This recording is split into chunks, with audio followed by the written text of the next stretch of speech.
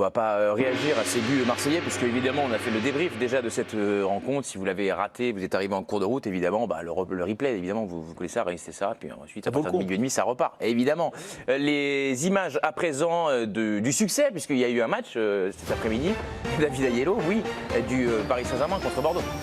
Le match d'après pour le PSG est toujours compliqué. Les joueurs parisiens qui ont été sifflés copieusement par leurs supporters. Les dirigeants qui étaient également dans le viseur.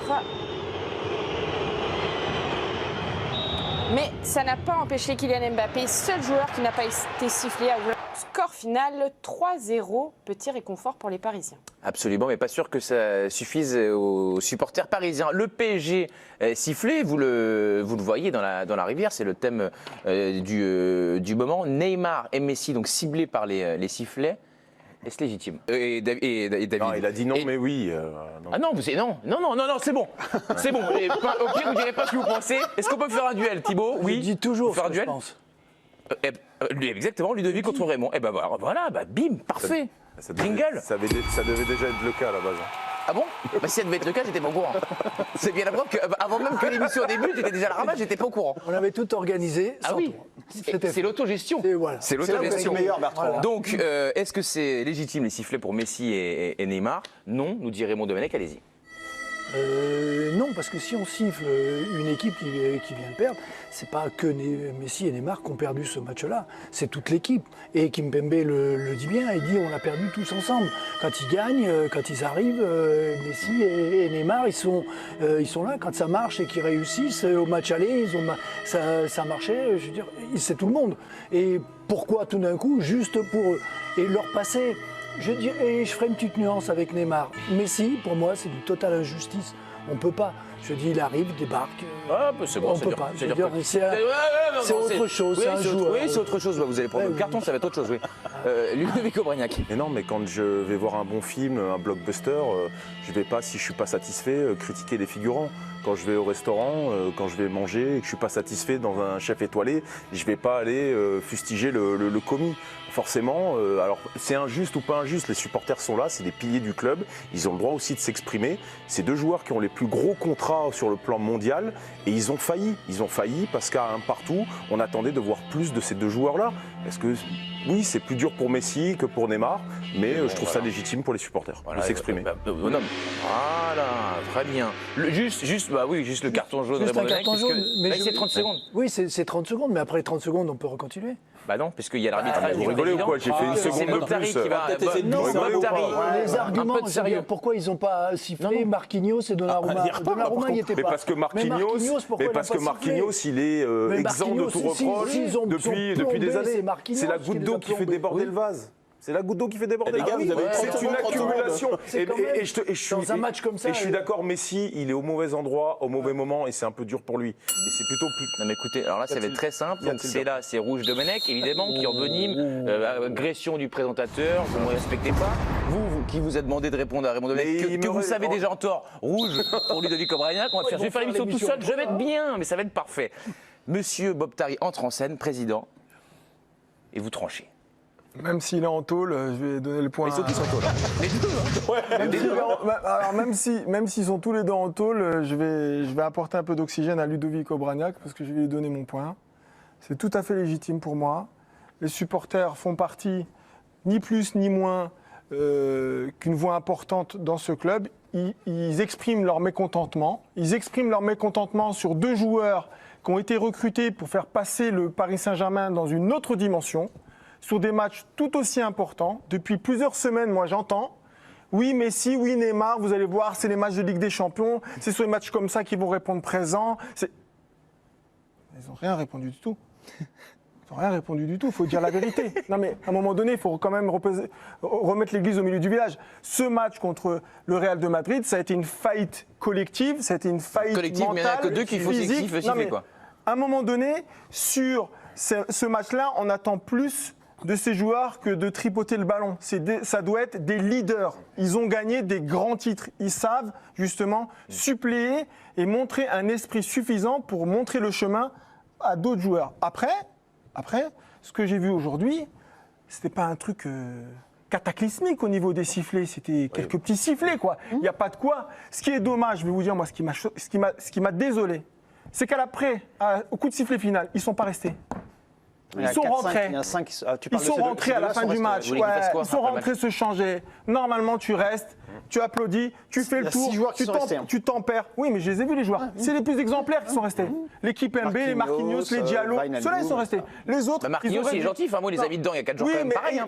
Oui, mais c'est toujours la même chose. Ok, Marquinhos, il a fait un mauvais match, très mauvais match. Mais ça ne doit pas occulter l'esprit qu'il a et l'esprit qu'il incarne dans cette équipe. Il fait un mauvais match, il a le droit, le pauvre.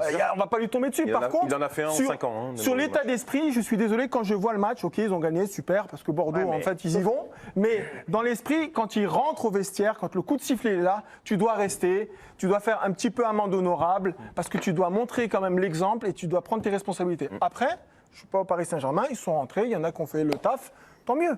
Mais après, c'était pas non plus une bronca comme on a pu le lire à droite à gauche. Ils voulaient siffler, quoi. Je crois que Neymar et Messi ne voulaient pas rater le RER pour ensuite rentrer chez eux. Pour aller à Saint-Germain-en-Laye. Oui, exactement. Parce qu'après, ils voulaient faire une séance de plus de rab d'entraînement. David Aiello, bonsoir. Bonsoir, vous étiez au Parc des Princes, ça s'appelle, c'est juste à oui, côté. Tout à fait. Non, d'ici, tout près de là. Très bien passé, parce que vous étiez bord terrain, vous. Oui. Quand vous êtes ressorti de ce stade? À pied, évidemment. Mais On s'attendait à un drôle de match à cause du contexte et franchement c'était lunaire. J'ai vu beaucoup de matchs au Parc des Princes, j'ai pas le souvenir d'un match comme ça, tout simplement. Tu l'as dit Bob, en fait, effectivement on entend les sifflets parce que c'est toujours pareil en fait quand dans un stade quand ça siffle et que les autres chantent pas. On rappelle que le virage Auteuil était en grève pendant quasiment tout le match, donc il y a eu quelques chants hostiles, mais sinon le reste du temps ils sont sortis du stade, donc en fait il n'y avait pas d'ambiance. Donc du coup quand on a peut-être 30% des gens qui sifflent, on n'entend que ça. Mais en fait la plupart des gens étaient pas, enfin il y avait une partie des gens qui ont applaudi, mais la plupart des gens étaient en fait le stade était plein, mais ils étaient indifférents. Enfin, ils étaient là. Et le match, en fait, s'en est ressenti. C'est-à-dire ce match, pendant longtemps, il a ressemblé à une sorte d'entraînement, un entraînement plus, quoi, avec peu d'intensité, des joueurs bordelais qui étaient éteints. Et Neymar et Messi, vous les avez trouvés comment? Neymar et Messi, j'ai trouvé que Messi, je pense qu'il a un peu halluciné de ce qu'il a vécu. Messi ? Messi, parce que je l'ai vu, je l'ai croisé lorsqu'il rentrait dans les vestiaires à son arrivée au stade. Et il avait, pour tout vous dire, il avait le sourire. Il n'était pas en train de faire des bons partout, hein, mais il a salué les gens qui étaient là. Il avait le sourire.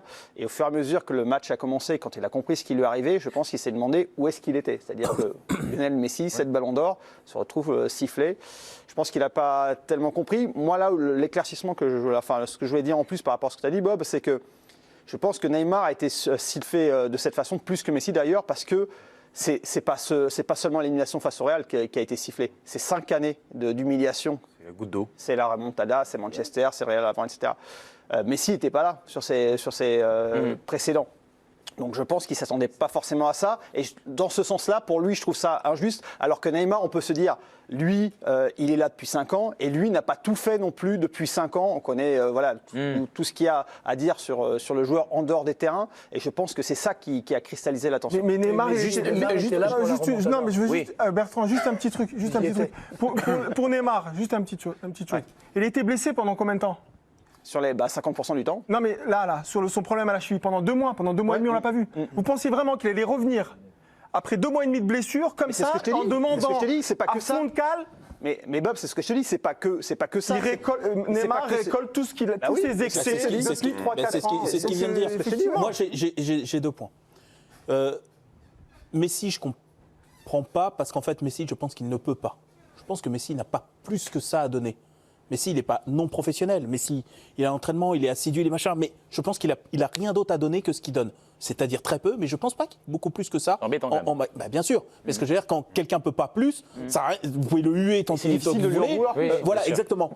Neymar, effectivement, et je le dis en plus d'autant plus facilement que Neymar, moi, c'est mon joueur préféré. Donc je suis à l'aise là-dessus, c'est pas pour couvrir Messi.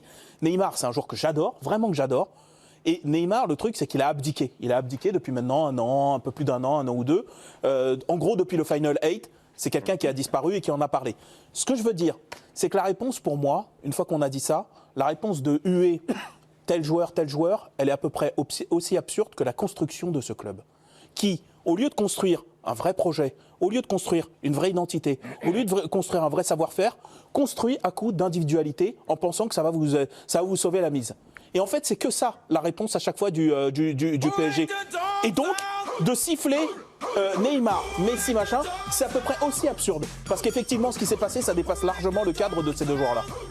Triomphe modeste évidemment pour Ludovic Obraniak dans ces nouveaux concepts qui est la double minute pour convaincre. Chacun fait 1 minute et puis ensuite il y a et après on reprend quoi. Enfin, ça fait partie de la nouvelle formule de l'équipe du soir. Donc comment Ça fait partie de la nouvelle formule de l'équipe du soir. Absolument, c'est la nouvelle formule de Vous êtes en train de refaçonner. Mais d'ailleurs Olivier Ménard sera ravi d'apprendre que l'émission a changé. D'ailleurs on va peut-être changer le nom de l'émission. Il va reprendre Olivier Ménard l'émission. Ah non mais je le vois plus du tout dans le rétroviseur là Olivier. On verra si je lui laisse la présentation.